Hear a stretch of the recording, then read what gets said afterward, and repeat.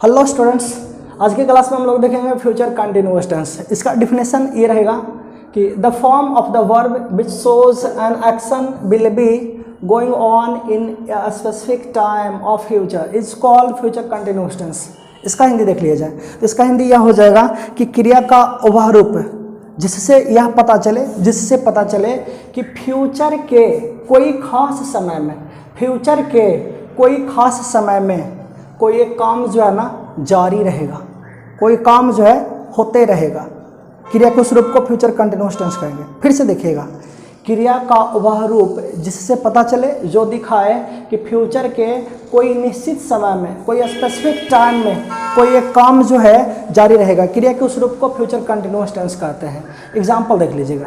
Example लिखे हैं, सबू will be teaching English, they will be playing football. ऐसा कर लिए तो सेंटेंस जो अभी तक आप लोग फ्यूचर कंटिन्यूअस टेंस का ये पढ़ते आए हैं ना, इस तरह से कि सब will be teaching English, they will be playing football, इस तरह के फॉर्मेट में जो फ्यूचर कंटिन्यूअस टेंस का सेंटेंस पढ़ते हैं, एग्जांपल पढ़ते हैं, सर ये सेंटेंस कंप्लीटली गलत है। क्यों गलत है, कैसे गलत है, इसका सही क्या होगा हम लोग जानेंगे। अब इसके बाद देख लेते हैं। अब देखिए, आप लोग के सामने ये दो सेंटेंस लिखा हुआ है, दो सेंटेंस लिखे हैं। देखिएगा, लिख रहे हैं कि जब तुम मेरे पास आओगे मैं पढ़ता रहूँगा। आपको पता चलता है सेंटेंस में दो पार्ट है। जब तुम मेरे पास आओगे मैं पढ़ता रहूँगा, दो पार्ट्स दिखे। फिर अगला सेंटेंस में देख लीजिए, जब तक वह यहाँ से नहीं जाएगा, बच्चे दो टाइम लिखा गया ना, हटाइए इसको, बच्चे खेलते रहेंगे। दो पार्ट्स दिख रहा है। अब इसमें से हम कर क्या रहे हैं कि जो ये प्रथम पार्ट लिख रहा है ना, इसको हम हटा देते हैं। चलिए अब ये पढ़िए, इसको भी हटा दीजिए, ये पढ़िए, मैं पढ़ता रहूँगा। तो इसको तो इजीली आप कह देंगे, क्या कह देंगे कि मैं पढ़ता रहूँगा। सही सेंटेंस तो है, आने वाले समय में कोई काम जारी रहेगा, बोध हो रहा है। लेकिन भाई आप सोच के देखिए कि आखिर ये जो मैं पढ़ता रहूँगा कह रहा है, जैसा कि आपको पहले से बता दिया गया है कि हम जो सेंटेंस बोलते हैं तो उसमें कोई काम दिखता है, कोई स्टेट दिखता है, किसी तरह का कंडीशन दिखता है, साथ ही साथ टाइम भी दिखता है। लेकिन इसका टाइम क्या दिखता है, मैं पढ़ता रहूँगा। तो कहेंगे सर गी लगा हुआ है तो फ्यूचर में पढ़ने का काम जारी रहेगा। तब फ्यूचर छोटा सा है जी, फ्यूचर छोटा से है, 5 मिनट के है, 10 मिनट के है, आधा घंटा के, 1 घंटा के है, ऐसे है। वही 2021 में हम लोग 2021 से जो भी आगे की ओर टाइम आता रहेगा वो सब के सब फ्यूचर है। जब तक सृष्टि चलता रहेगा अभी से, तब तक वो सब फ्यूचर है। क्या कोई कहेगा कि मैं पढ़ता रहूंगा तो जब तक सृष्टि है तब तक वो पढ़ता रहेगा, ऐसा बात ये कौन सा सेंटेंस हुआ भाई? तो नहीं। इसका सटीक अर्थ पता करने के लिए, इसका सही से अर्थ निकालने के लिए कुछ न कुछ आपको एक और दूसरा क्लॉज वाला सेंटेंस बोलना पड़ेगा। जैसे कि आप देख लीजिए, जब तुम मेरे पास आओगे मैं पढ़ता रहूंगा। हाँ, अब ये जाहिर हो गया। इसका मतलब क्या हुआ कि आप कभी भी मेरे यहाँ आइए। इन फ्यूचर का बात किया जा रहा है, या ना, आने वाले समय की बात किया जा रहा है कि जब तुम मेरे पास आओगे, अभी मैं पढ़ रहा हूं या नहीं पढ़ रहा हूं ये छोड़िए, इसका बात नहीं किया जा रहा है। लेकिन जब तुम मेरे पास आओगे तुम मुझे पाओगे कैसा, पढ़ता हुआ। तभी तो इसी को कह रहे हैं कि जब तुम मेरे पास आओगे मैं पढ़ता रहूंगा। अभी सेंटेंस सही हो गया, मैं पढ़ता रहूंगा। कौन से समय का बात किया जा रहा है? ये तो सही है कि फ्यूचर में, लेकिन फ्यूचर में भी पढ़ता रहूंगा। एग्जैक्ट पार्टिकुलर कोई स्पेसिफिक टाइम क्या कि जब तुम मेरे पास आओगे। मान लिया जाए कि आज है थर्सडे है जी, फ्राइडे है, आज कौन सा डे है दीपक जी? वेडनेसडे। मान लिया जाए आज वेडनेसडे है, या ना। अब देखिए, आज हम बोल रहे हैं कि जब तुम मेरे पास आओगे मैं पढ़ता रहूंगा। वेडनेसडे है, मैं पढ़ता रहूंगा। केवल ये सेंटेंस बोला जाए कि मैं पढ़ता रहूंगा, यानी कि आज के बाद कभी भी, आज के बाद हमेशा, एकदम मरने तक, सृष्टि के अंत तक पढ़ता रहूंगा। ये कौन बात हुआ? ऐसा कहना कुछ लाजिमी है क्या? नहीं, गलत बात। हाँ, अब ये कह दिया जाए कि जब तुम मेरे पास आओगे, यानी कि वेडनेसडे के बाद हो सकता है थर्सडे को आ जाए, फ्राइडे को आ जाए, सैटरडे को आ जाए। कोई पार्टिकुलर टाइम दिखना चाहिए। फ्यूचर में भी कोई पार्टिकुलर टाइम दिखना चाहिए। देखिए तो यहाँ तक दिख रहा है दीपक जी, ये दिख रहा है। कोई पार्टिकुलर टाइम दिखना चाहिए, उस टाइम का शो होना जरूरी है, तभी आप कह सकते हैं कि मैं पढ़ता रहूँगा, बच्चे खेलते रहेंगे। अब ये सेंटेंस जो है ना, ये क्लियर है, मैं पढ़ता रहूँगा कब, जब तुम मेरे पास आओगे, यानी कि फ्यूचर में आप कभी भी आ जाइए। आज मान लीजिए बुधवार है, आप थर्सडे को आ जाइए, मैं पढ़ता रहूँगा, फ्राइडे को आ जाइए, मैं पढ़ता रहूँगा, सैटरडे को आ जाइए, मैं पढ़ता रहूँगा। अभी मान लीजिए कि 1 बजा है, वाई आगे कह लेते हैं कि जब तुम मेरे पास आओगे मैं पढ़ता रहूँगा। इसका मतलब क्या हुआ कि आज ही मैं यदि 2 बजे आइएगा मैं पढ़ता हुआ रहूँगा, अब 3 बजे आइए मैं पढ़ता हुआ रहूँगा, या शाम 4 बजे आ जाइए मैं पढ़ता हुआ रहूँगा, या ना मैं पढ़ता रहूँगा। अब ये समझ सही हो गया। अब इसको बनाने के बाद रहा अंग्रेजी अनुवाद के लिए, तो देखिए इस तरह से बना लेते हैं। कर लेंगे क्या, स्टार्ट करिए कंजंक्शन से। When you come to me, I shall be reading। ये हो गया। अच्छा अब देखिए बोल रहे हैं कि जब तक वह यहां से नहीं जाएगा बच्चे खेलते रहेंगे। बच्चे खेलते रहेंगे कब तक? बच्चे जब तक बूढ़ा होकर के मर ना जाए तब तक। ऐसा थोड़े, आने वाले समय में भी कोई निश्चित समय देखना चाहिए, कोई निश्चित टाइम दिखना चाहिए, उस पॉइंट में ये काम जारी रहेगा। तो वो पॉइंट दिखाने वाला सेंटेंस क्या हो गया कि जब तक वह यहाँ से नहीं जाएगा तब तक बच्चे खेलते रहेंगे, बच्चे खेलते रहेंगे, है ना। अब ये सेंटेंस सही है। अब इसका अंग्रेजी अनुवाद करेंगे तो ये बन जाएगा, जैसे कि देखिए ये हो जाएगा until he goes from here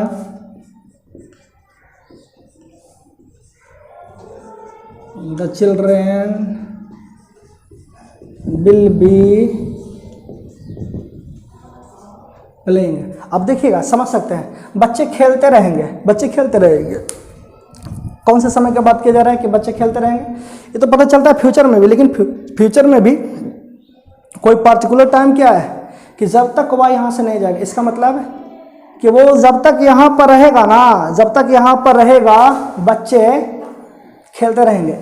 जब तक वह यहाँ से नहीं जाएगा, खेलते रहने का टाइम में क्या है, जब तक वो यहाँ पर रहेगा, समझे। और उसके बाद जैसे ही जाना होगा तब हो सकता है कि इसका ये काम बदल जाए, कुछ दूसरा अवस्था में आ जाएगा। लेकिन फिलहाल यही कहा जा रहा है कि जब तक वह यहाँ से नहीं जाएगा तब तक बच्चे खेलते रहेंगे। अब ये सेंटेंस सही है, until he goes from here the children will be playing। अब इसका हम स्ट्रक्चर देख लेते हैं, फ्यूचर कंटिन्यूअस टेंस का स्ट्रक्चर देख लेते हैं। देखिए फ्यूचर कंटिन्यूअस टेंस का स्ट्रक्चर ये रहेगा। लेकिन इससे पहले आप लोग कुछ बात बताइए, आपको ये प्रेजेंट कंटिन्यूअस पढ़ रहे होंगे, पास्ट कंटिन्यूअस पढ़ रहे होंगे, उस समय ही ये बता दिया गया होगा कि कंटिन्यूअस टेंस बनता कैसे है, कंटिन्यूअस टेंस बनता कैसे है। तो कंटिन्यूअस टेंस बनाने के लिए ज़रूर चर्चा किए होंगे कि बी प्लस वर्ब फोर ये कंटिन्यूअस फॉर्म है, समझे। Be plus verb four continuous tense है। अच्छा, इसी में आप कह देंगे एम इज आर तो प्रेजेंट कंटिन्यूअस हो गया।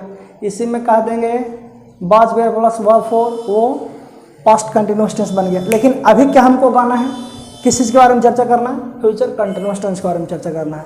तो आपको पता होना चाहिए, आपको बता दिया गया था, एक दिन का टॉपिक था कि फ्यूचर टेंस होता है या नहीं। तब बताया गया था अंत में कि फ्यूचर टेंस के बगैर हम लोग कुछ ऐसा बात है कि उसको व्यक्त कर नहीं सकते हैं। तो फ्यूचर टेंस को शो करने के लिए शैल विल का मदद लेना पड़ता है। तो फ्यूचर टेंस को शो करने के लिए देखिए लिख लिए क्या, शैल और विल। यहाँ तक फ्यूचर टेंस दिखा रहे हैं और आगे क्या दिखाना है, कंटिन्यूअस टेंस ना। तो कंटिन्यूअस टेंस के लिए अभी बोल रखे थे बी प्लस वर्ब फोर। ये हो गया कंटिन्यूअस। ये क्या दिखाया, ये कंटिन्यूअस दिखा रहा है और ये क्या, फ्यूचर दिखा रहा है। तो मिला करके फ्यूचर कंटिन्यूअस टेंस हो गया, ठीक है।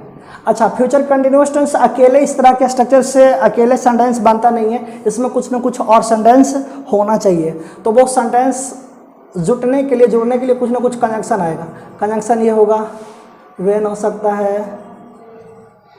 वेन एवर हो जाएगा और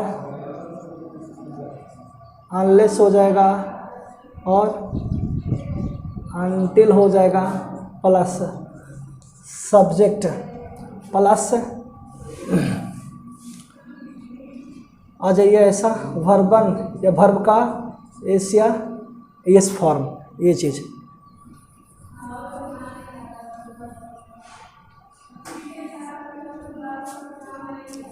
अब हम इस पे कुछ एग्जांपल ले लेते हैं, देखिए सेंटेंस लिखे हैं, और वे जब कभी भी आप यहाँ आएंगे मैं अंग्रेजी पढ़ता रहूँगा, ऐसा। तो भाई अब ये सेंटेंस है, इसका अंग्रेजी में हो सकता है, शुरू हो जाइए। वैसे ये सेंटेंस उल्टा करके दिया हुआ है तो आप बना लेंगे यहाँ से, कनेक्शन से स्टार्ट कर लेना। Whenever you come here, मैं अंग्रेजी पढ़ता रहूँगा, ये चीज़ आ गया तो क्या हो जाएगा, ऐसे दिखा नहीं पड़ रहा है, इस साइड से आ जाते हैं। I shall be reading English, देख लिए। अब देखिए और भी, जब तक आप यहाँ नहीं आएंगे मैं आपके विरुद्ध बोलता हुआ रहूँगा, तो क्या हो जाएगा, until you come here I shall be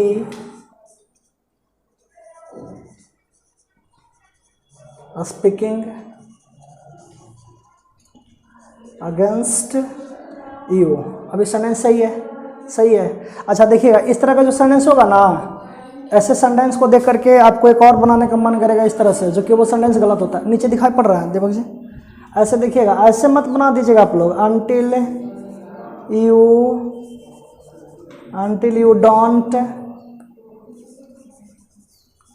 come here, फिर आई शैल, यही पूरा चीज़, ऐसे मत बनाइएगा। और भी इस तरह से नहीं बनाना है कि until you will not come here, इस तरह से पूरा, इस तरह से बनाएगा, सेंटेंस गलत हो जाएगा। वो इसलिए गलत हो जाएगा कि ये जो कंजंक्शन है ना, इसके बाद हम लोग फ्यूचर टेंस को नहीं रखते हैं। अच्छा, और फ्यूचर टेंस को नहीं रखते इसलिए यहाँ पर विल नॉट नहीं आ सकता है। और चूंकि अनटिल और अनलेस ये सब जो है अपने आप में नेगेटिव वर्ड है, तो नेगेटिव वर्ड है ही, तो इसमें नॉट जोड़ने का क्या ज़रूरत है, नॉट नहीं आएगा इस समय, है ना। अनटिल दीजिए और बस ये सेंटेंस यहाँ पर अफर्मेटिव रहेगा। ये खुद ऑटोमेटिकली अपने आप ये जोड़ करके ना इस पार्ट को नेगेटिव बना देता है, इसलिए डू नॉट या विल नॉट जोड़ने का ज़रूरत नहीं है। ठीक है, तो ये रहा फ्यूचर कंटिन्यूअस टेंस। ऐसा ही सेंटेंस रहेगा जो फ्यूचर कंटिन्यूअस टेंस है वो बनेगा और सही भी होगा। वैसे आप लोग भी इस तरह का सेंटेंस अपने मन से बनाइए और कॉपी पे लिख करके मेरे व्हाट्सएप पे भेजिए आप लोग। Thank you for watching.